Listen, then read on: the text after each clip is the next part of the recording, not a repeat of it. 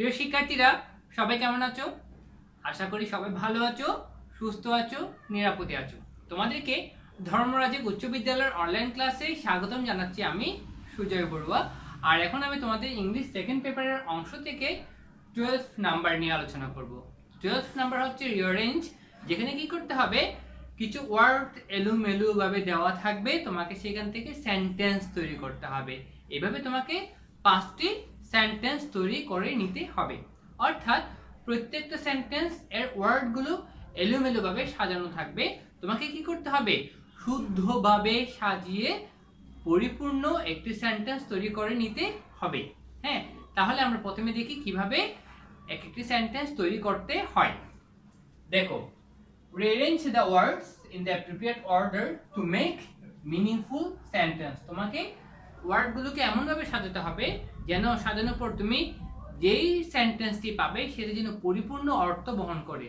অর্থাৎ পরিপূর্ণ অর্থ যদি তোমার তৈরি করতে না পারো তাহলে সেটা সেন্টেন্স হবে না। তাই ওয়ার্ডগুলোকে শুদ্ধভাবে কি করতে হবে, সাজাতে হবে। প্রিয় শিক্ষার্থী, দেখো, এ হোম, লাভ, আই, ডিস্ট্রিক্ট, মাই। এখানে সম্পূর্ণ সেন্টেন্সটাই এলোমেলো করে দেওয়া আছে। এখানে কোনটা সাবজেক্ট কোনটা ভার্ব সহজে চেনা যাচ্ছে না। তাই প্রথমে কিন্তু আমাকে সাবজেক্টটা খুঁজে বের করতে হবে, তারপর ভার্বটা খুঁজে বের করতে হবে, তারপর অবজেক্ট বা এক্সটেনশন খুঁজে বের করে সেন্টেন্সটা তৈরি করতে হবে। প্রথমে দেখো, home, love, I, I love, আমি ভালোবাসি। কি ভালোবাসি? Home district, my home district, আমি আমার অর্থাৎ তোমার নিজের জেলাকে ভালোবাসি। আমি আমার নিজের জেলাকে কি করি, ভালোবাসি। তাহলে কি হবে, I love my home district. প্রথমে আই সাবজেক্ট, তারপর লাভ মাই হোম ডিস্ট্রিক্ট, এই তারপর ফুল স্টপ ব্যবহার করতে হবে। প্রিয় শিক্ষার্থী, সবসময় মনে রাখবা, তুমি যখন সেন্টেন্সটা তৈরি করবে তখন প্রথমে অবশ্যই তোমাকে ক্যাপিটাল লেটার ব্যবহার করতে হবে। সেন্টেন্সের শুরুতে সবসময় ক্যাপিটাল লেটার ব্যবহার করতে হবে, এবং সেন্টেন্সটা যদি অ্যাসার্টিভ সেন্টেন্স হয় তাহলে সেন্টেন্সের শেষে তোমাকে ফুল স্টপ ব্যবহার করতে হবে। এরপর দেখো, বি গ্রেনস নট পটেটো আর। তাহলে কি হবে, potato are not grains, potato. তাহলে এখানে পি অবশ্যই তোমাকে, অর্থাৎ কোন সেন্টেন্সের প্রথম ওয়ার্ডের প্রথম লেটারটি সব সময় ক্যাপিটাল লেটারে ব্যবহার করতে হবে।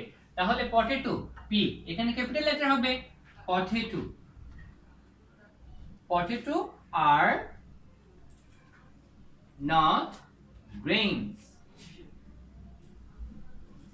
তারপর ফুল স্টপ ব্যবহার করতে হবে। তারপর দেখো, she school is she for ready। তাহলে এখানে কি হবে, she is ready, সে প্রস্তুত for school। তাহলে কি হবে, she is ready for school। তাহলে প্রথমে কি হবে, she is, তারপর ready, she is ready for school। এরপর অবশ্যই তোমাকে ফুল স্টপ ব্যবহার করতে হবে। এখানে দেখো, সি হচ্ছে সাবজেক্ট, ইজ ভার্ব। প্রথমে তোমাকে সাবজেক্ট, তারপর তোমাকে ভার্বটা খুঁজে নিতে হবে, তাহলে তোমার সেন্টেন্সটা তৈরি করা সহজ হয়ে যাবে। এরপর দেখো, ইংলিশ রিড সৈকত বুকস। তাহলে পড়ছে কি, রিড, সৈকত পড়ছে, ইংলিশ পড়ছেন, তাহলে সৈকত রিড, সৈকত। আরেকটা কথা মনে রাখবা, এখানে সৈকত হচ্ছে থার্ড পারসন সিঙ্গুলার নাম্বার। আমরা জানি সাবজেক্ট যদি থার্ড পারসন সিঙ্গুলার নাম্বার হয় তাহলে এরপর যে ভার্বটি ব্যবহার করব সেই ভার্ব শেষে অবশ্যই এস অথবা এস ব্যবহার করতে হবে। এখানে রিড, এস শেষে এস দেখা যাচ্ছে না, কিন্তু আমাকে কি করতে হবে, এস ব্যবহার করতে হবে। Saikat reads English books, English books, তারপর ফুল স্টপ। এখানে মনে রাখবা, যদি ইংলিশের এখানে যদি ইউ থাকতো, এখানে তোমার ই থাকতো, তোমাকে ইংলিশটা অবশ্যই তোমাকে ইংলিশের ই অবশ্যই তোমাকে ক্যাপিটাল লেটারে লিখতে হবে, কেননা ইংলিশ হচ্ছে একটি ভাষার নাম। মনে রাখতে হবে, আমরা যখন কোনো কিছুর নাম ব্যবহার করব, হ্যাঁ, সেই ক্ষেত্রে সেই নামটা যদি প্রপার নাউন হয়ে থাকে, অর্থাৎ কোনো ব্যক্তি বা বস্তুর নাম বা ভাষার নাম হয়ে থাকে সেক্ষেত্রে শুরুতেই তোমাকে অর্থাৎ সেই ওয়ার্ডের প্রথম লেটারটি কি করতে হবে, ক্যাপিটাল লেটার ব্যবহার করতে হবে। অর্থাৎ প্রপার নাউন হলে কি করতে হয়, সেই নাউনটির প্রথম লেটার ক্যাপিটাল লেটারে লিখতে হবে। হ্যাঁ, এবার দেখো ই for hour he and slept, তাহলে কি হবে, হি স্লেপ্ট, এটা সাবজেক্ট, এটা ভার্ব, তাহলে he slept for an hour, এক ঘন্টার জন্য, তাহলে কি হবে, he slept for an hour. আর আমরা জানি অন, ফর এগুলো সাধারণত বিশেষ করে ফর ব্যাপক সময়ের পূর্বে ব্যবহার করা হয়ে থাকে। ফর কিসের জন্য, কিসের পূর্বে, ব্যাপক সময়ের পূর্বে। তাহলে এখানে দেখো এন আওয়ার, এটাকে ব্যাপক সময় বোঝাচ্ছে, সেই জন্য এন আওয়ারের পূর্বে আমাদের ফর ব্যবহার করতে হবে। তাহলে আমরা লিখতে পারি he slept, he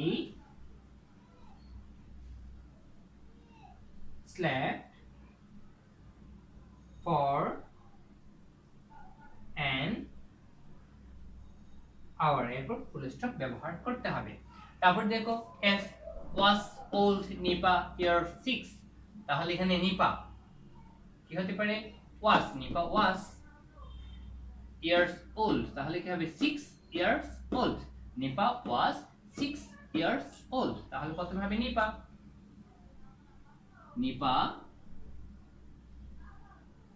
was 6 years old। এরপর কি করতে হবে, অবশ্যই তোমার ফুল স্টপ ব্যবহার করতে হবে, নিপা was 6 years old। এরপর দেখো very is brother strong my, তাহলে কি হবে, my brother, আমার ভাই, my brother, তারপর is very strong, এখানে very হচ্ছে অ্যাডভার্ব, strong হচ্ছে অ্যাডজেক্টিভ, আর অ্যাডজেক্টিভের পূর্বেই কিন্তু তোমার অ্যাডভার্ব ব্যবহার করতে হয়, very strong, সেজন্য এই অ্যাডজেক্টিভের পূর্বে very ব্যবহার করতে হবে। তাহলে প্রথমে হবে কি my brother, এখানে my কিন্তু পসেসিভ প্রনাউন, my হচ্ছে কি পসেসিভ প্রনাউন, তাহলে my brother। আরেকটা কথা মনে রাখতে হবে, সাধারণত আমরা পসেসিভ প্রনাউন নাউনের পূর্বে ব্যবহার করে থাকি, সেটাও কিন্তু অনেকটা অ্যাডজেক্টিভের মতো কাজ করে। অ্যাডজেক্টিভ যেমন নাউনের পূর্বে ব্যবহার করা হয়, ঠিক তেমনি এই পসেসিভ প্রনাউনও কোনো না কোনো নাউনের পূর্বে ব্যবহার করতে হয়। তাহলে এখানে মাই অর্থাৎ ব্রাদারের পূর্বে কি হবে, মাই হবে, কেননা ব্রাদার একটা নাউন, সো মাই ব্রাদার, তারপর verb is, my brother is, তারপর অ্যাডভার্ব very, very strong, এরপর ফুল স্টপ ব্যবহার করতে হবে। লাইক প্লেইং আই ফুটবল, তাহলে প্রথমে কি হবে দেখো, আই প্লেইং নাকি আই লাইক, অবশ্যই প্রথমে হবে আই লাইক, আই লাইক। আর লাইক এর পরে যদি কোনো ভার্ব বসে সেই ভার্ব এর শেষে আইএনজি যুক্ত করতে হয়, তাহলে এখানে লাইক এর পর আছে প্লেইং, তাহলে লিখতে পারি I like playing, I like playing football,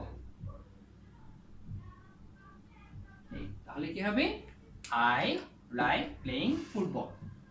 আর অবশ্যই প্রথম তোমাকে সেন্টেন্স শেষ করে কি ব্যবহার করতে হবে, ফুল স্টপ ব্যবহার করতে হবে। এরপর I see Maria can not the flowers, প্রথমে কিন্তু তুমি প্রত্যেক ওয়ার্ড ভালো করে দেখে নিবে, তারপর তুমি সাবজেক্টটাকে বুঝে নিবে। দেখো Maria can not see, Maria can not see the flowers, Maria can not, এখানে ক্যান নট এটা হচ্ছে একটা বিশেষ করে ক্যান হচ্ছে মডেল অক্সিলারি ভার্ব, আর এই মডেল অক্সিলারি ভার্বে পরে নট ব্যবহার করা হয়েছে ক্যান নট, তাহলে মারিয়া ক্যান নট, তারপরে এই ভার্ব, এটা হচ্ছে মডেল অক্সিলারি ভার্ব, আর এটা হচ্ছে মূল ভার্ব, আর এটা সাবজেক্ট, তারপর মডেল অক্সিলারি ভার্ব, এরপর মূল ভার্ব, তারপর অবজেক্ট ব্যবহার করে আমরা কি করব, সেন্টেন্স তৈরি করব। তাহলে প্রথমে হবে Maria, Maria can not see the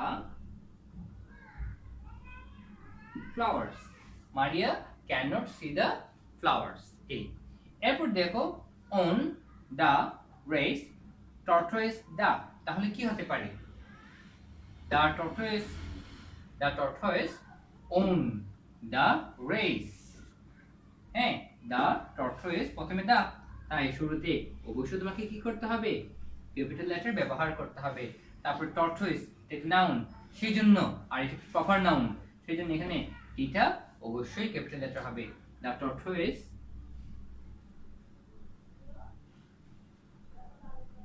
the tortoise on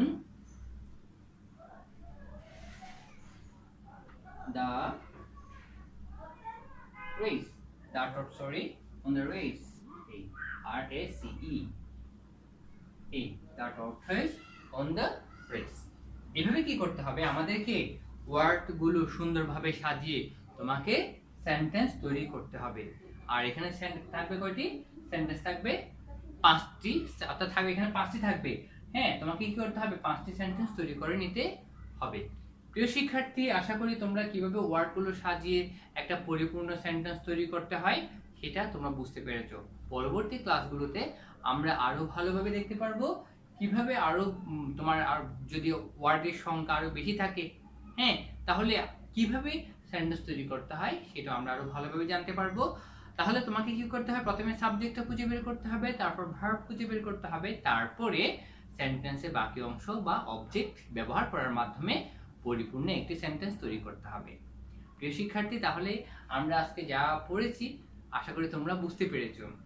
তাহলে আজ এতটুকু, সবাই বাসায় ভালো করে পড়ে নিবে আর ভালো থাকার চেষ্টা করবে, বাসার বাইরে বের হবে না। আর যদি বাসার বাইরে বের হতে হয় তাহলে অবশ্যই মাস্ক পরিধান করবে। সবাই সুস্থ থাকবে, ভালো থাকবে আর স্বাস্থ্যবিধি মেনে চলবে।